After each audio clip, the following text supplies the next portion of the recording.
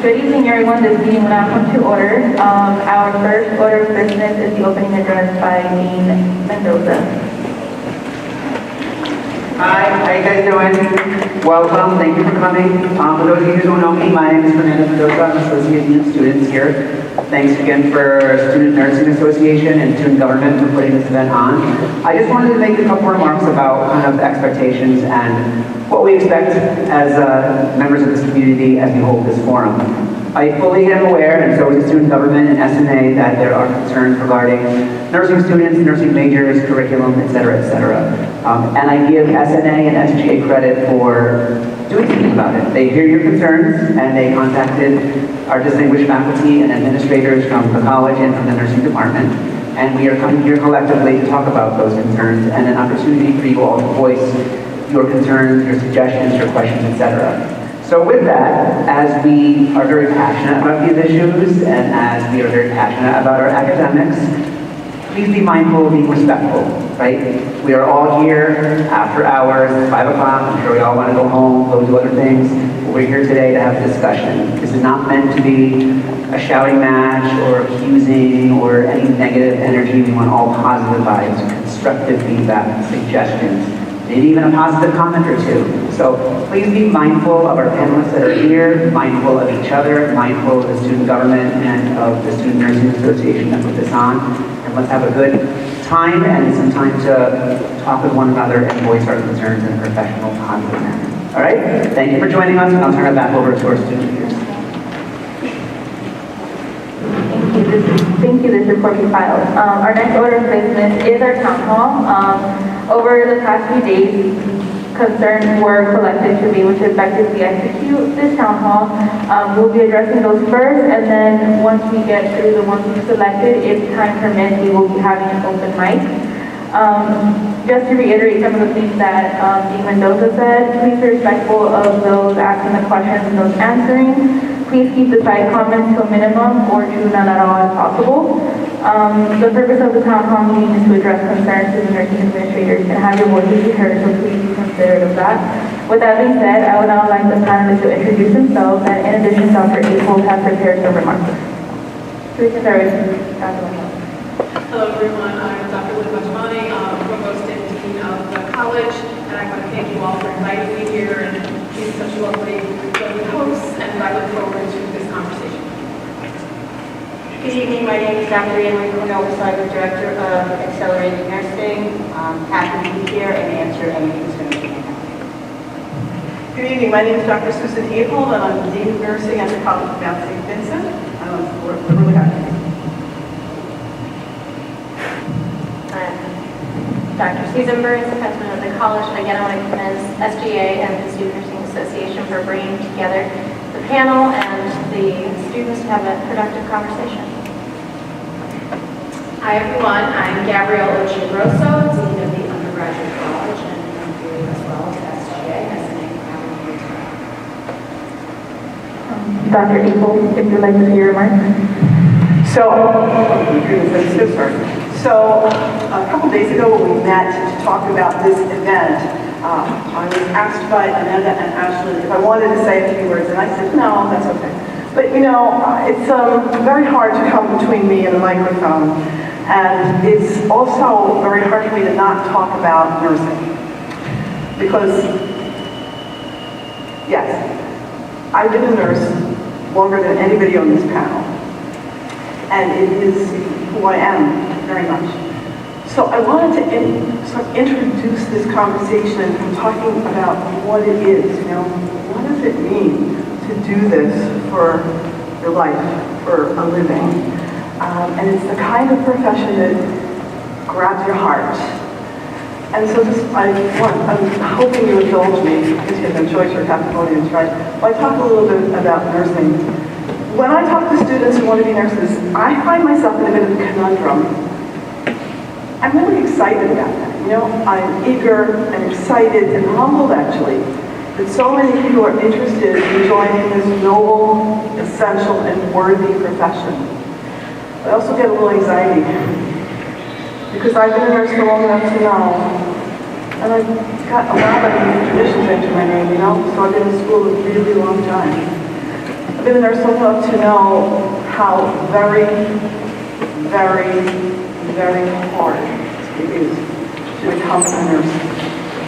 Nursing major is by far, on most campuses, far more difficult than maybe anything, maybe engineering or something is more difficult, but becoming a nursing major is really hard. This is the hardest degree. How many of you are bachelor students, right? Okay. This is the hardest degree you will ever pursue. If you go on to get a master's degree or a PhD or an ED or whatever constellation that soup has the potential to follow your name, this one is the hardest. And we're up against it a little bit in nursing. When people say, what's your major? And somebody says pre-med, let's be very smart. And when people say, what's your major? Say a nurse, they say, oh, isn't that nice? And it's an interesting dichotomy, but nursing is harder than you thought. How many people can say it's harder than you thought it would be? Yeah, I think it's hard. I've spoken to students and I say, this is really, really hard, and they start the program and they'll say, it's really, really hard. And I said, well, I think I remember some very wise woman telling me to be very, very hard. And they say, yeah, but I had no idea how hard it is. And why is it so hard? You know, it's hard because it's science. Nursing is science, but nursing is also an art. Learning in nursing requires not only that you know stuff, the amount of stuff you have to know is overwhelming. Sometimes I remember stuff from 40 years ago, and it shocks me that I have that stuff in the back of my brain. But it's not just the stuff, right? You have to take the stuff and make it come out your fingertips. Because it's not good enough just to know. You have to act. And you have to take care of people, and the information you get, the fact that you get, the fact that the heart has 4 chambers, good for you. Every human being's heart is different.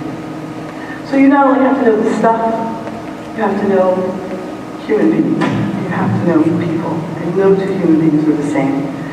So what you learn for one and do for one is not the same as what you learn for another or do for another. And that is hard. And it's supposed to be.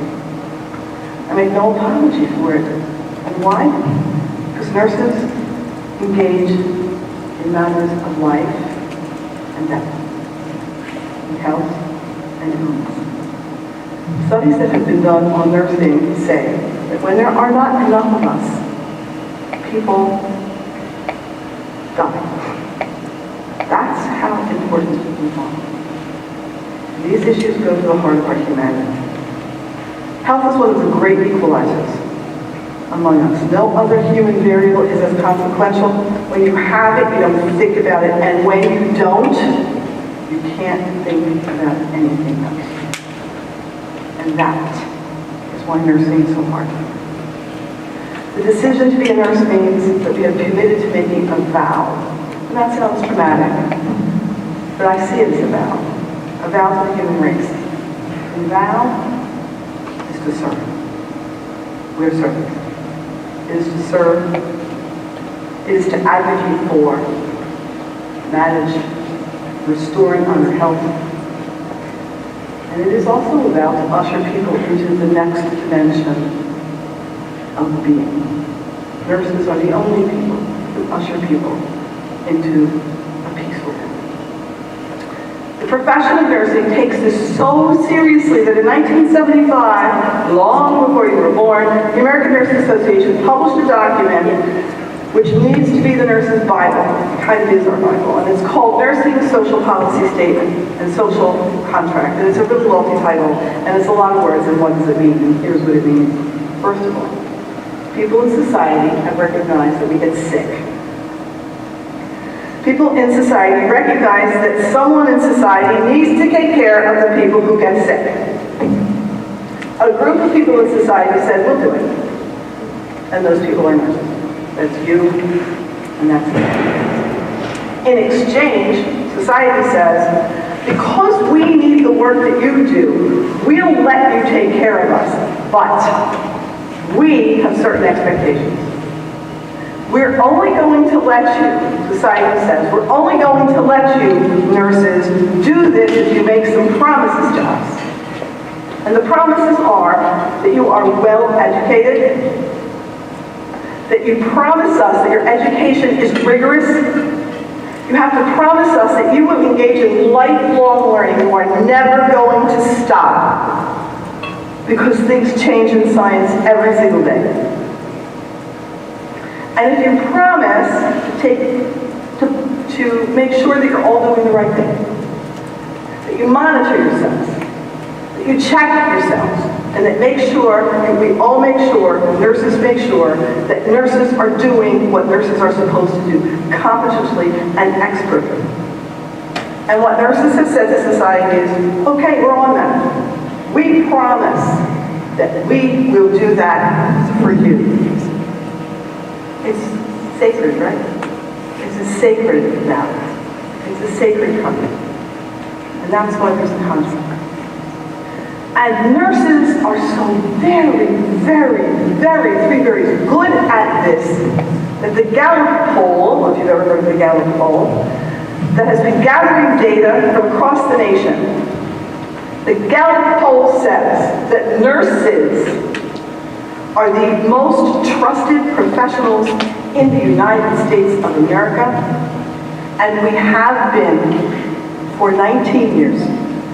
Every year, when the people who are the Gallup people ask the question, society, United States of America says, nurses, we are more trusted than physicians, than clergy, than used car salesmen, but that would be easy, right? So let me take a minute to congratulate you on your choice. And let me ask you to be very, very proud of the choice that you made. And be very, very clear, this path is rigorous, filled with rules. Nursing, medicine, filled with rules. Complicated by the reality that every person for whom you care is different and needs different care. And that the profession of nursing, profession of service is about other people. Really, we lose ourselves, we kind of have to. Belongs to the people that you serve. This is a service profession. We're in it together, and we serve our patients together. I'm proud that you chose nursing. I'm particularly proud that you chose nursing because someday you're going to be taking care of me.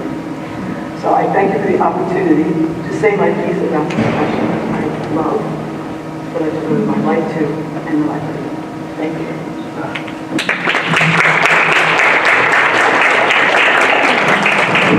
Thank you, Dr. April, for those remarks. So we're going to start. Concern 1, extra credit for PASO. Students would like to know if there could be a possibility for extra credit opportunities for their PASO courses due to the circumstances or any other nursing courses. And anybody can answer that's on the board.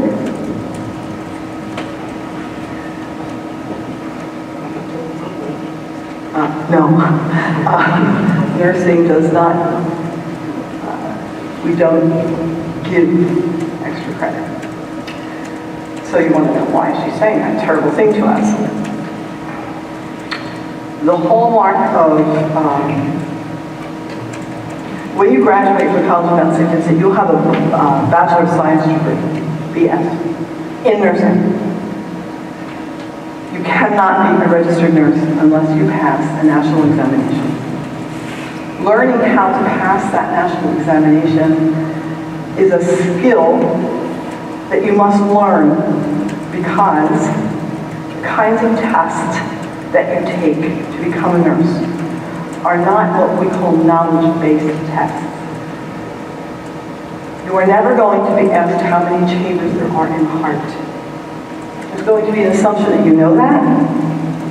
And someone is going to ask you, so what? The big so what? What does it mean? How does that manifest itself in the health or illness of a human being? So taking tests is a skill. Also, the information that you learn in things like patho and pharmacology, that information is tough. And it is so difficult. But you have to know it. And so we do not give extra credit in any nursing class that I've ever taught, in any college that I've ever taught in. It is not something that is routine. And the concept of extra credit in any class, that concept, usually stems from some other issue. Okay? So blanketly saying we're just going to start giving extra credit is not an option for nursing. In fact, I suspect it's not an option in any other discipline, that that's something that we do as a matter of course. But no, we do not give extra credit. We also don't curve exams. We use psychometric analysis to take a look at examinations, determine how many students were successful on a question, how many students were not successful on a question. We do make determinations about the validity of questions, so you may find that questions are discarded or more than one answer is accepted, but that is done based on statistical analysis of the exam and the basic premise of psychometric analysis. Thank you. Concern 2. Faculty members are juggling too much at once. Students are concerned that some of the professors and instructors have too many jobs and that... I'm sorry. Okay, fine. Hopefully this is better. So I'll restart. Concern 2. Faculty members are juggling too much at once. Students are concerned that their professors/instructors have too many jobs and that when they come to teach, they are not well rested and seem to be tired. The students believe that this hinders their ability to teach effectively.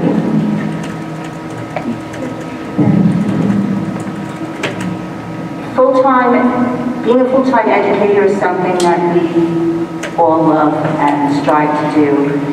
But maintaining our skills and credibility as nurses is also very important. So many of our instructors do have outside employment, but we always make sure it does not interfere with any of the preparation or teaching that goes on. Many of our faculty members are nurse practitioners who actually have to practice a certain number of hours a year to maintain their certification. I still practice clinically. I work every Saturday in a hospital so that I can keep up my clinical skills and I can have some credibility as an educator because as Dr. Akold said a couple of minutes ago, healthcare changes. Healthcare changes every 20 minutes. I mean, if you're outside of clinical for a year, it's like going into a whole new world because healthcare changes that rapidly.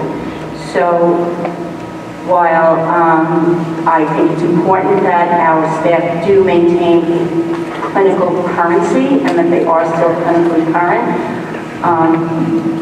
if there are any specific complaints, you can email me and we can have a conversation, but I think it's important to the nursing program that our instructors be working in the field that they are teaching you to go into.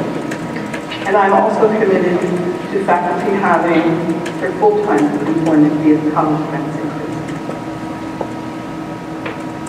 Concern number 3, teaching methods need to be improved. Many students have concerns with how their professors are teaching. There is not much interdepartmental communication, which leads professors and students to be confused. I don't know what that means. A lot of students are saying there's a lack of communication and students are left to kind of teach on their own. There's a lot of self-teaching involved and they wanted to know if there's anything that can be done about that. There is a lot of reading that needs to be done. I don't know about any self-teaching. There is a lot of outside reading that has to be done, and it really has to be done before the lecture so that the students can be interactive in the lecture and learn more from the lecture. I don't know of any instance where there's been self-teaching going on, but the expectation is that the student will read prior to coming to class so that they can ask any questions that they have and that they can be interactive in the class and get everything that they need from the lecture. But I mean, instructors are present in class every time they're supposed to be and teaching their students. In addition to that concern, a lot of students were concerned about skills validations. They were saying a lot of the materials used are outdated and they wanted to know if that can be Outdated materials in the lab. Yes. Oh, okay. You know what? I'm glad somebody asked that question because I saw that on the Excel spreadsheet, and so I did a little investigating, and I'm happy to tell you that the College of Mount St. Vincent, well, let me say the nursing department, Mrs. Dubono sent me a breakdown of what we do, and the number that we buy new stuff. Lots and lots and lots of new stuff every year. So I'm not exactly certain what kinds of things are outdated. And I'm happy to entertain that. But all of our disposables are new. Students might have to reuse a disposable, but that's okay. There's not a reason not to reuse a disposable in a clinical situation. So I felt pretty confident when Mr. Bono gave me that information. So I'm happy to hear additional comments about that. And the College of Mount St. Vincent just made a humongous investment in the Keno Hall, which is going to be beautiful, brand new, state-of-the-art nursing labs, which I think we're moving into soon. Thank you. Concern 4. There is a lack of communication. Students are concerned that there seems to be a big lack of communication from their instructors when it comes to answering emails or questions. I heard lack of communication, I didn't know. Sorry. So students are concerned that there seems to be a big lack of communication from their instructors when it comes to answering emails or questions. That's, I can certainly look into that. My experience, and it's only my experience, is that emails are answered pretty quickly. But I'm happy to talk to the faculty and encourage them to make sure that they answer emails. Not sure. Yeah, I personally have never not answered a student email, but we'll bring that up at a meeting. I can't think of any instance because that's not okay. But if it's your experience, we'll take a look at it.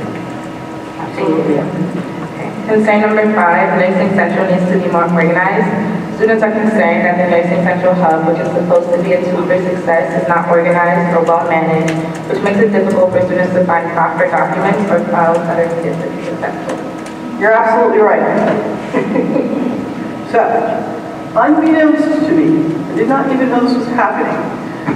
I received a report on Wednesday that Nursing Central will be completely revamped by January 1st. Completely revamped by January 1st. Kind of be called, I guess, Nursing Decentral, I don't know. But what we're going to do is we're going to have 3 separate communication packages. One will be devoted purely to clinical, which is a good thing. So it's called Nurse Central Clinical, I think they're going to call it. I'm not sure what they're going to call it, don't quote me, okay? So one's going to be devoted purely to clinical so that all of the documents that you need for each institution will be located there. So if you're going to NYP, you go in there, you click on NYP, all of the documents, you can pull all of the documents, and so you'll see that. The second is, help me, Simulation. Okay, the second communication will be about simulation, and I'm just going to say this as much as I know.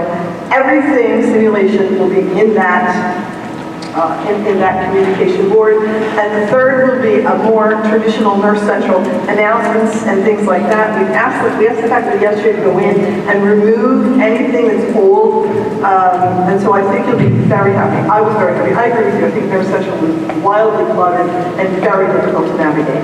So thank you for bringing it up. And I'm really excited. I can tell you that they already took a look at it, they heard you, and apparently everybody agrees with you. So that's a good thing.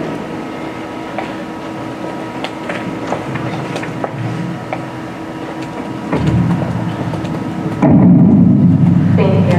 For concern number 7, most students were worried about more compassion for students in their needs. Students are concerned that there seems to be a lack of compassion for students and for the need of the students. Students are struggling to juggle constant changes in the nursing program, keeping up with studying and advocating for their education. The students feel as if their mental health is failing because instructors do not have compassion for the students. The instructors in the nursing program are all nurses, so they obviously have compassion for all of their students. However, we have to also maintain a consistency, so special circumstances really, you have to maintain the standards of the program and be consistent and hold everyone to the same standard. When I understand the stress of being a nursing student, I was a nursing student, it's a second degree for me, so I actually had children while I went to school, so I get the juggling and the paying the tuition and trying to take care of your family and going to school. But that can't compromise the quality of the education that you have to get.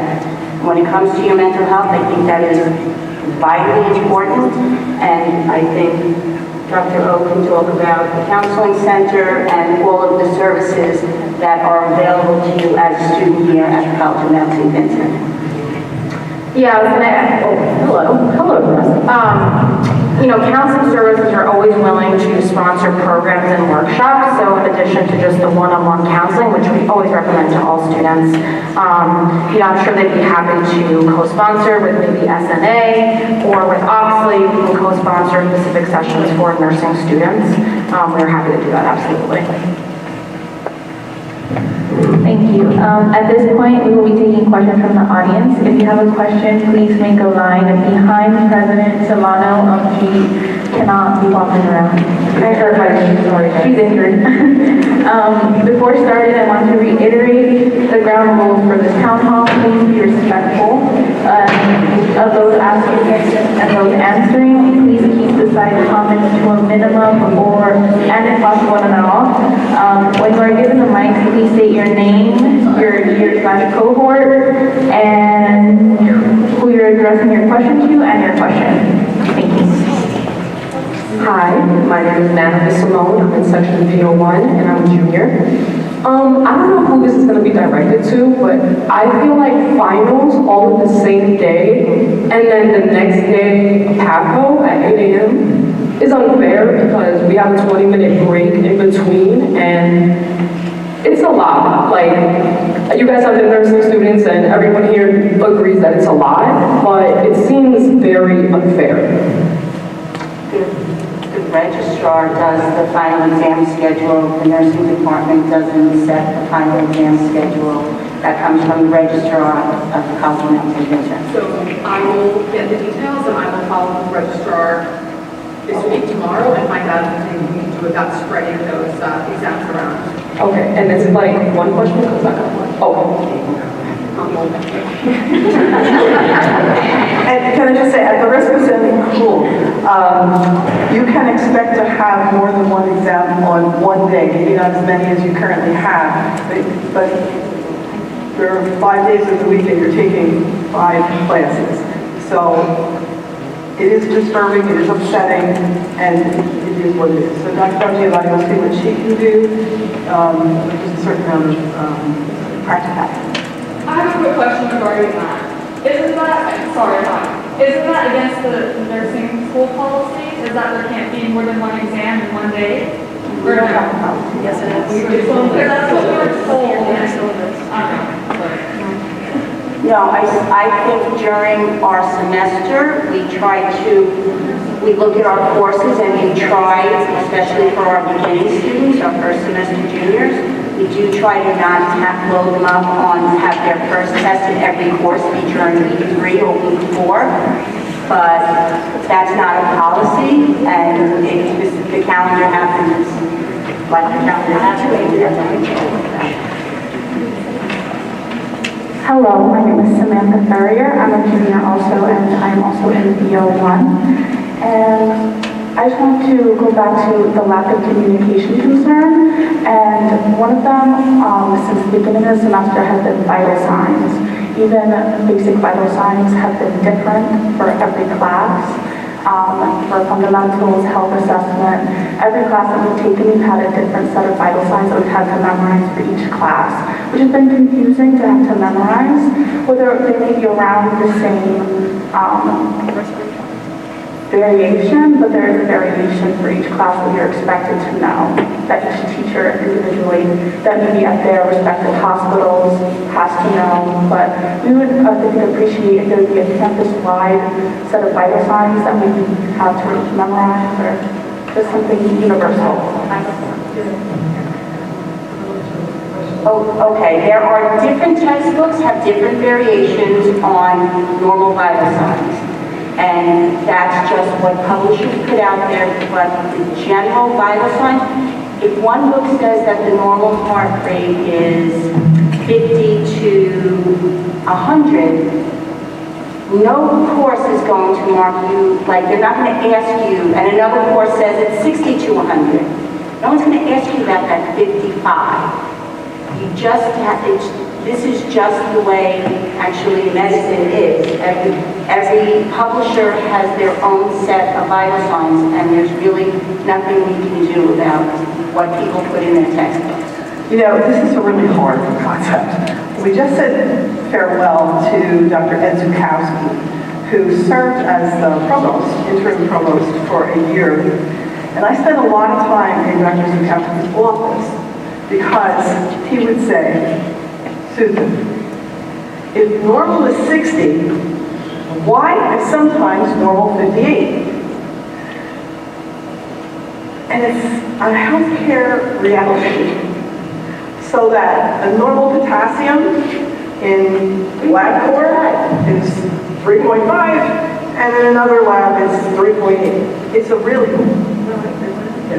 a very odd way of looking at the universe, and it is a healthcare way of looking at the universe. And Dr. Pointer said, we're not going to say to you what, there are 3 different sets of normal.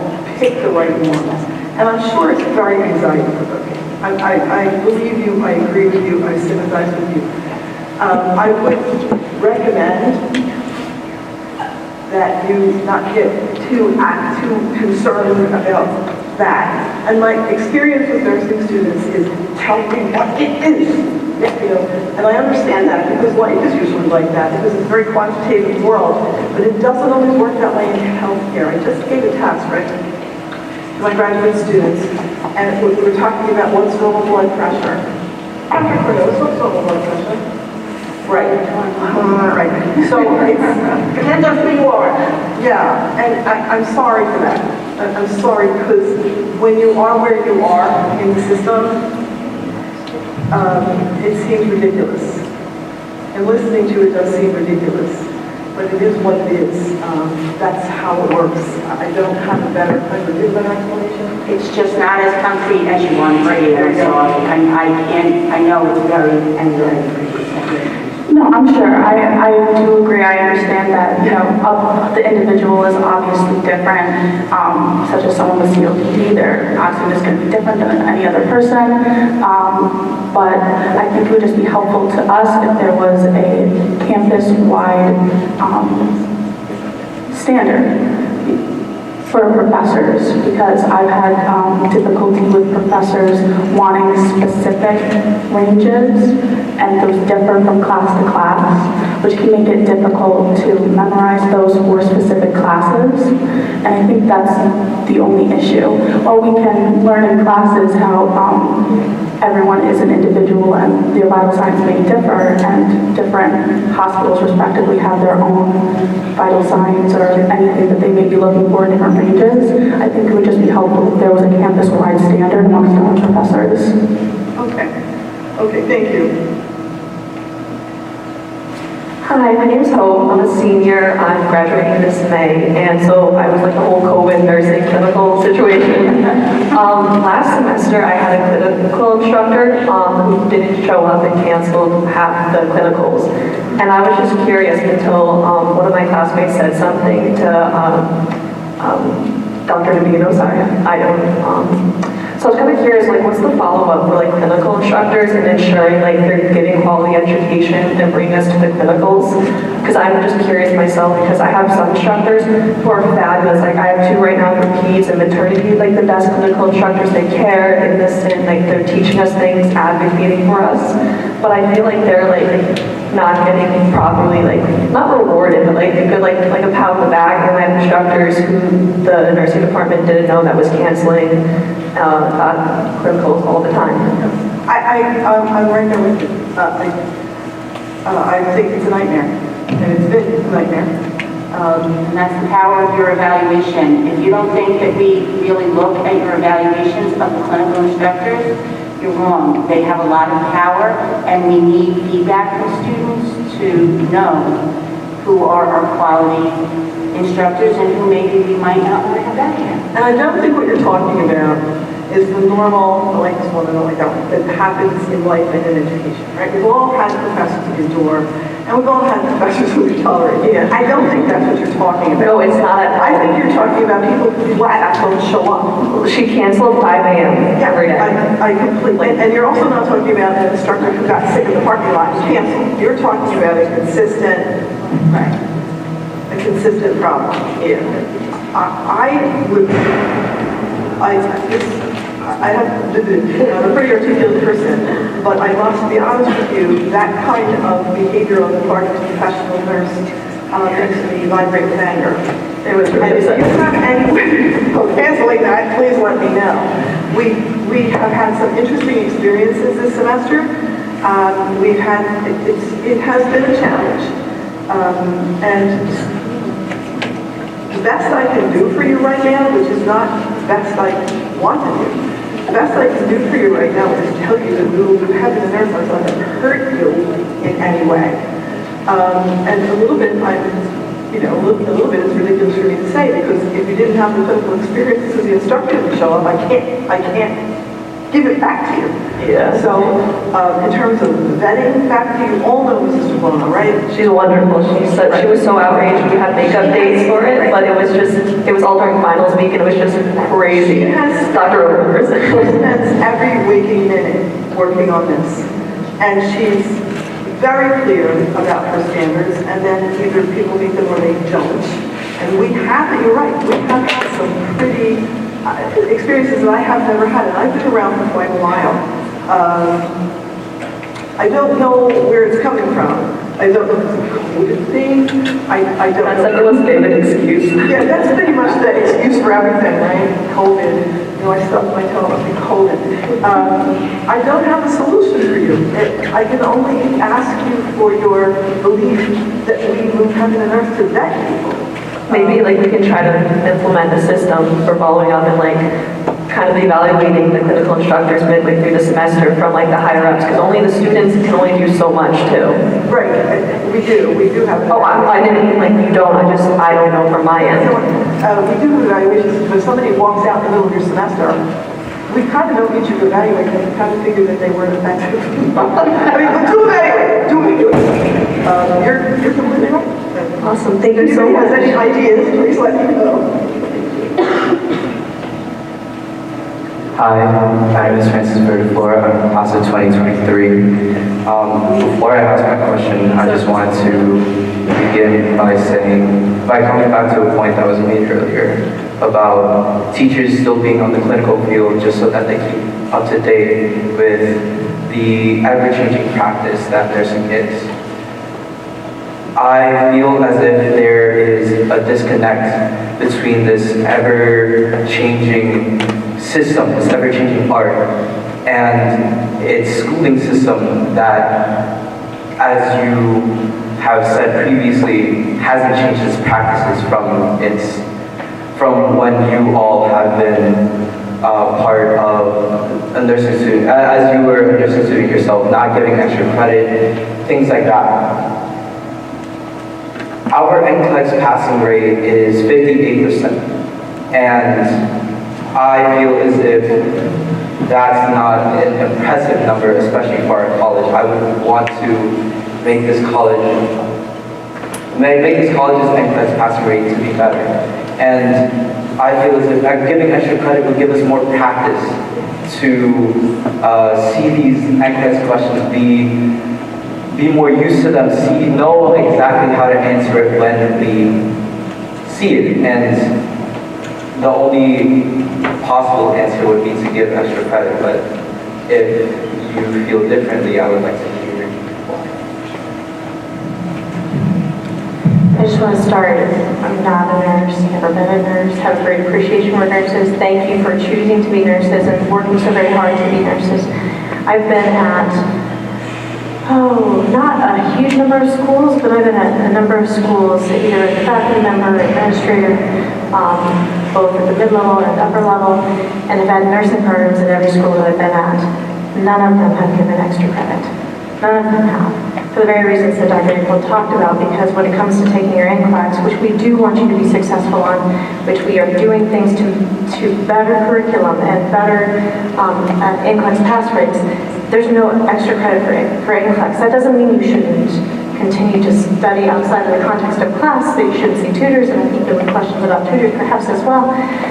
But no institution that I've been at has given extra credit for nursing.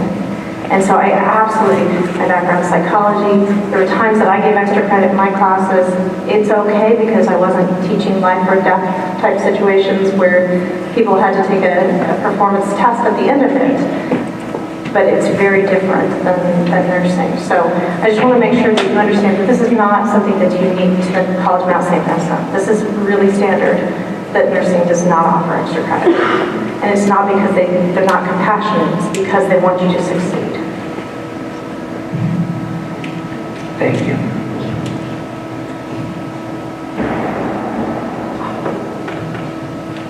Hello, my name is Caitlin May and I'm a junior nursing student here at the Mount. I'm going to have a lengthier speech prepared that addresses a few of my concerns. So first I'd like to thank everybody for being here and for SGA and SNA for organizing the event. So I'm up here today to address some of the concerns regarding the nursing program, and this is in no way meant to be confrontational, but rather a way for our student voices to be heard so that we can work together with members of the nursing faculty and foster a positive learning environment that allows our students to thrive and succeed in our careers. So undoubtedly, nursing is one of the most stressful majors that a college student can take. Exams, practicums, validations, skills reviews, clinicals, and high-fidelity simulations, to name a few things, is enough to make anyone's head start to spin. And because of the stresses and anxieties that come with nursing school, it's imperative that as students we feel that we're being supported and that our professors genuinely care about our future collegiately and beyond. Unfortunately, many of my peers and I feel that the level of support is not always being met. For example, in the classroom, there have been many instances in which a student expresses some type of concern or has an important question, and the professor either doesn't provide an answer, is indifferent and apathetic, or becomes confrontational. And as students, this can be extremely frustrating and discouraging because we want to feel as though our professors care and are invested in us as we are in the program. Furthermore, I think it's important to address the lack of available materials in the labs. Oftentimes in the lab, professors ask us to save our gloves and materials. We had worked we had worked with so that they would have enough for the next class. During skills reviews, the instructor often had to verbalize the skill instead of showing us because they would tell us that they were not provided with adequate materials necessary. This hinders our learning process and our ability to perform the skills necessary to our profession. Finally, we feel that there's a lack of communication between nursing faculty and the students.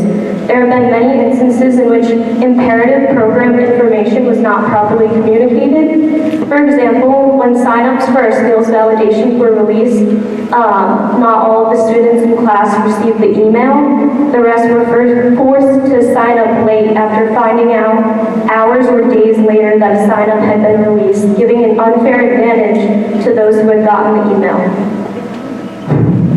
As a whole, I am speaking for all of my peers when I say that there are definite ways in which we can improve our nursing program here at the Mount and affect change not only for our class but future generations of nursing students to come. We are competent and capable young men and women and we want to succeed, but we also need the tools and support to get there. We are grateful for the opportunity to be here tonight, and we hope that this meeting will be the first step in a chain of events that lead to a new and improved program, where our students feel empowered, confident, supported, and ready to provide the best quality care for our patients. Thank you.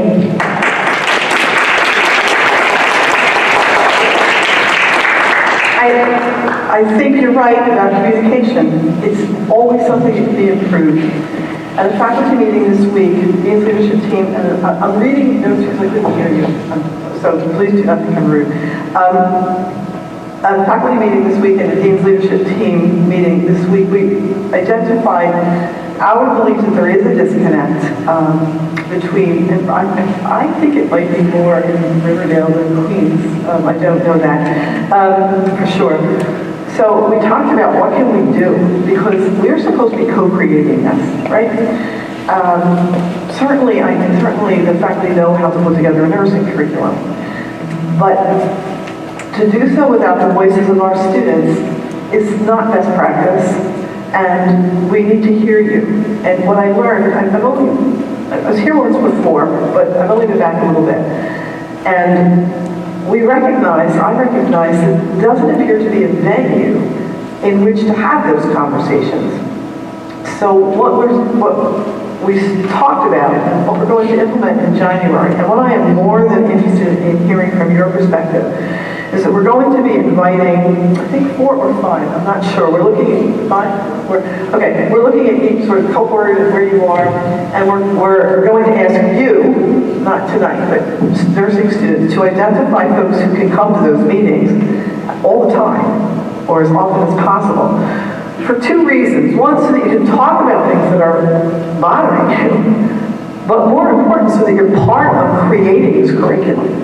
Because right now, it looks like us and them, and it's not useful. We need it to be we.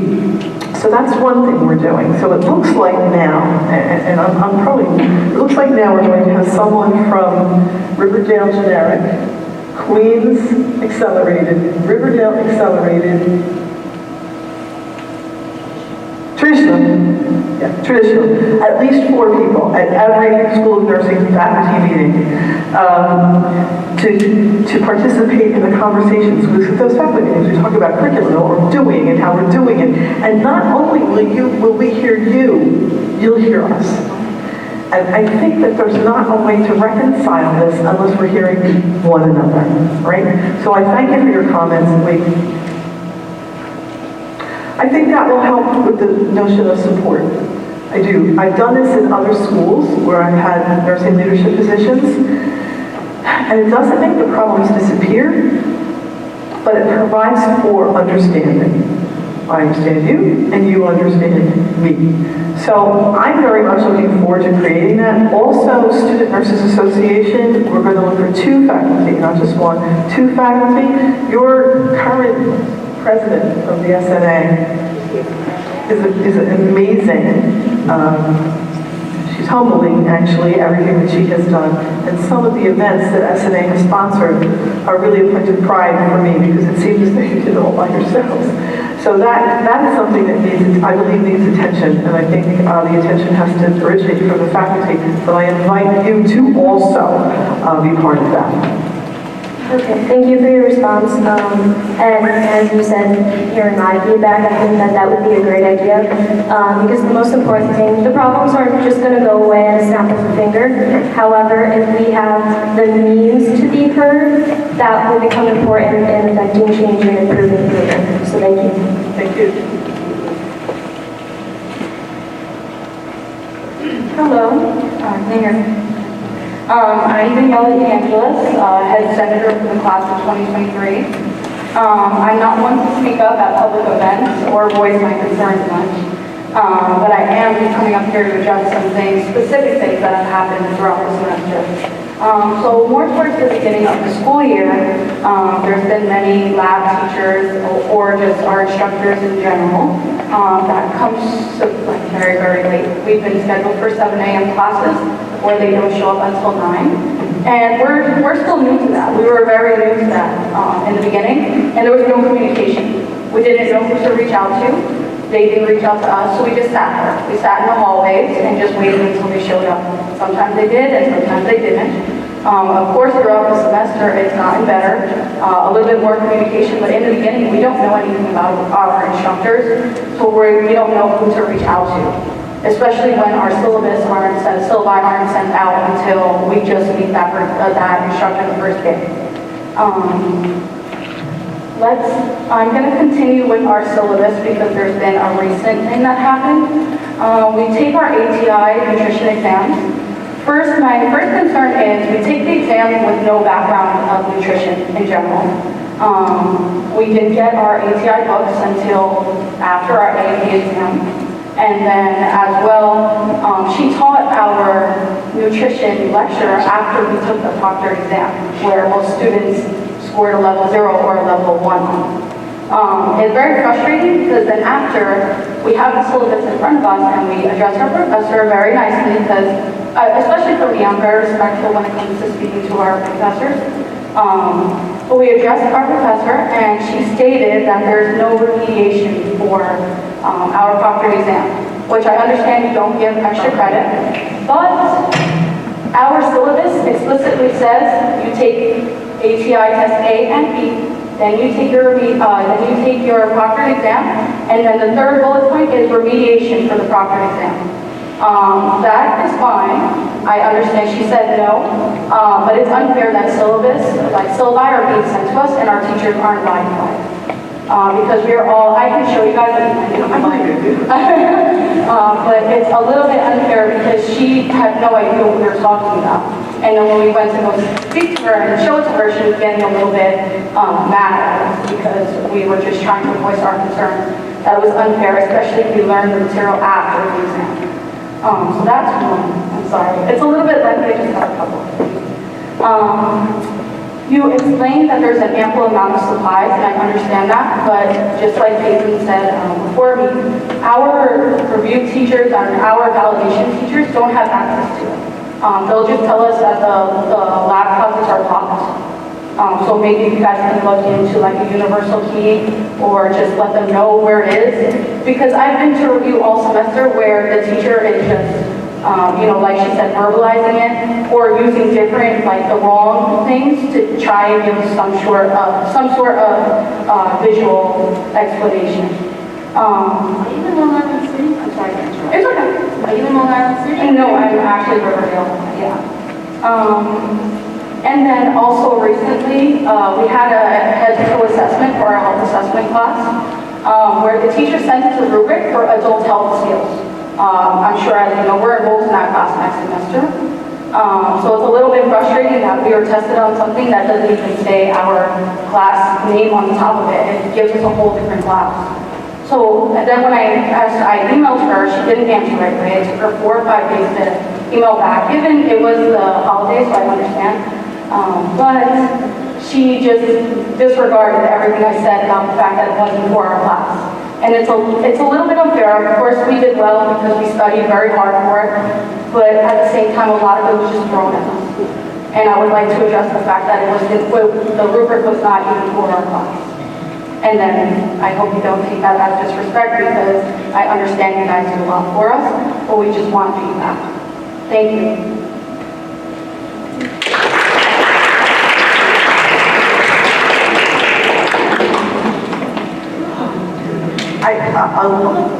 This sounds lame. I will look into it, but it's the first time I'm hearing that. I apologize. It's okay. Thank you. Can I follow up with any of you guys about it? Now? Like, no, like, email you? Sure, of course, absolutely. Thank you. I just expect an email from you. Video like that. Thank you. Have a good night. Thank you.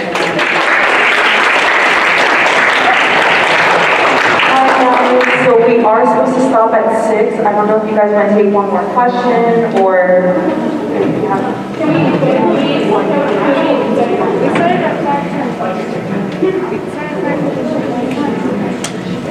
We'll do one. Hi, I'll make this really quick. My father had a heart attack and my kidney shut down. My father. Oh my God. And the teachers were so compassionate. My midterm was the next day while I was in Queens in the hospital being with my father. Long story short, they told me, you'll be fine. I took the midterm, failed. When my kidney shut down, I still am a month behind from the rest of my whole entire program because my professor for patho still has not given me my neuro exam. I'm so sorry. You didn't hear me? It might be me. Okay, say it again. Yeah. I'm so sorry. Okay, I'm gonna say it again. My dad had a heart attack. Do you mind starting again? I'm so sorry. Yeah, just try to look at it. Yeah. Don't repeat it. So my dad had a heart attack, and my left kidney shut down because I have a kidney failure. And the next day was my midterm for other. And I was going to exam in Passion. And they told me I'm fine. You'll see. I haven't taken the exam in a month, and I feel like I'm not fine, but I'm not. But I feel like it's really messed up that I was supposed to take my midterm, no one comes in the hospital, taking care of my dad, trying to study, and I have no one. You know what? I would really like to recommend that we talk about this offline. I have emailed people, no response. So email me. But we have, this deserves a conversation. I mean, okay. Hello. First of all, thank you guys for coming out and hearing our concerns. Second, I would like to hear your opinion on what you guys are doing at your nursing department. And then I have something to follow up with that. But I would like to hear your opinion first. So you want, say it again, please? You want I to would hear like what? to hear your opinion on your faculty, on how they are doing teaching all of these nursing students, and then some more not going to be here listening guys. How you guys feel about your faculty performance teaching your students? I think the faculty are doing the best job that they know how to do. I feel like there's more, I feel like that's not the real question, or I'm not giving you the real answer. Because I have a twin sister who goes to Farmingdale State University, another esteemed education system for nursing. So me, being curious, I went to their team and see how their performance was doing with their education. And showed my syllabi, all my records for everything that I have, and the fact that we have ATM. And I was coming in full prepared, thinking that our school was above average, doing the great things that we think that we're doing. To get shut down in this community, thinking that our educators are not doing the best. And I have recordings of my professors, obviously on their consent, to listen back to the study that I'm also learning. So I would like, do you mind listening to my lectures and see how you would think my teachers, my professors are doing? And it was like, none of our professors are like that. Some of them are being rude, some of them just bypass the fact that we have questions, the fact that our tutoring system has now only one peer educator, or one peer tutor instead of two when there was, and only one faculty tutor who is extremely dismissive and very disrespectful to students. The fact that she will kick students off of the tutoring because she doesn't want to answer their questions. And I come prepared, reading, with questions, with material, all first degree, for fundamentals and faculty development, to then be able to choose time. And then Cheryl, Quickly, Cheryl and I oversee the tutoring center, so this is something she might. yes. But that's also with nursing, because I am ill prepared to go into faculty, which I have Professor Holstock, which I do believe she does try her very best being a full-time nurse. I believe she's a nurse practitioner, I don't want to mess up her label, and an educator. However, we do the teaching. We are self-teaching. She gives us videos to learn how about various different systems that we're supposed to know, because since we do not have the time, or she doesn't have the energy to do it, because she's exhausted.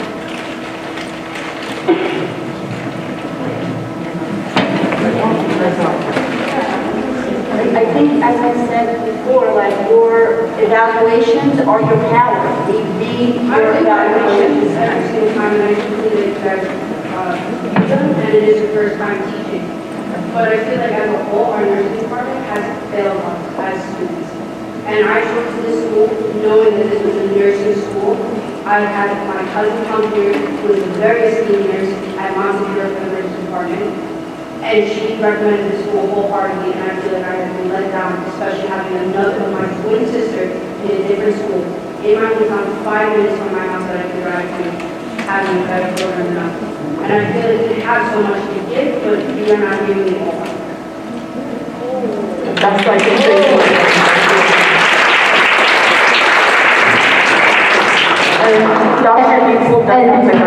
And I would like to follow up with you separately and about tutoring and see, I want to dig further into that, okay? I will say we are,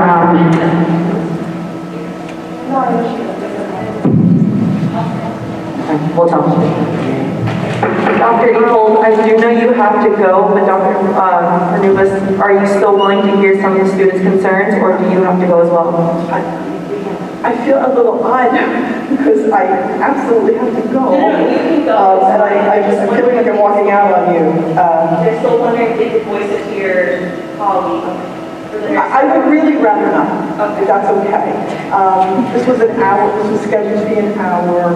I'm listening, I hear you. I don't want to leave my colleagues here unable to answer any more questions.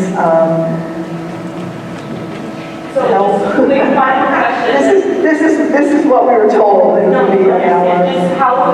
What would be best for the nursing students and the team to reach out to you? Because I understand, I appreciate your time coming out and answering them, but a lot of us still feel like their questions aren't answered, or if they want to know more. So how can we reach out? You know what? I recommend that they continue to talk to you guys and identify a strategy, another forum perhaps, something like that. I think that would be the best thing. You guys can come up with a better way for us to be, if we want to, if we want to get the peers honestly,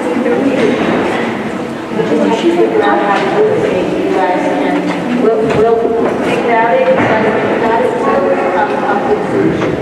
Yeah, this is a great start, and I think, like, I know Giselle invites me as the dean of the college every semester to town hall. These could be more regular, and I think that what the nursing department's done effectively, Dr. Abrams to go, is come up with a protocol. So, like, so hard to see that, like, someone said before, our professor's 2 hours late, like, we don't know what to do. Well, boy, we have to let you know what you're supposed to do, right? So I think we should communicate, like, how do you express your concerns about your clinical instructor? Who do you talk to? So I think it would be good for us to come up with that system. My professor's not here. What the heck do I do? Am I supposed to wait for 2 hours? Well, no. So I think we need to come up with just instructions. If I have a question about this, I talk to, Dr. Cornelis. If I have a question about that, Let me try this. On the bulletin board, early on in August, we put up a chain of command. We put up course coordinators.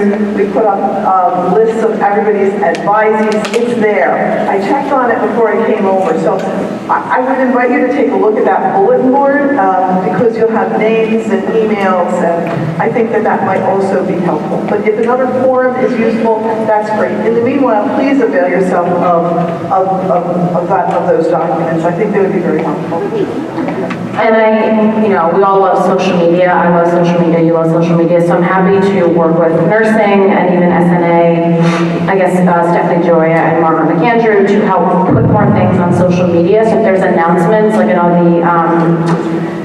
was validation at the beginning of the semester was a huge issue because some groups got it, some did not. So if it's a simple flyer with bullet points and instructions, let's do it. That's an easy thing we can do. So I can work with the nursing department, Oxycan, to put out things like that. Might be helpful to all of you. Because I know some emails you get are long and they're important and you have to read through them all, right? There's important directions in there. But if there's quick things we can do, happy to do it. Thank you guys all for your time. If there's anybody who wants to stick behind and talk to me and Ashlyn president SNA, we want to hear what you guys want to see in the future, so please come up to us. But I appreciate you all coming out and thank you for the time that's for attending today. This meeting is now adjourned.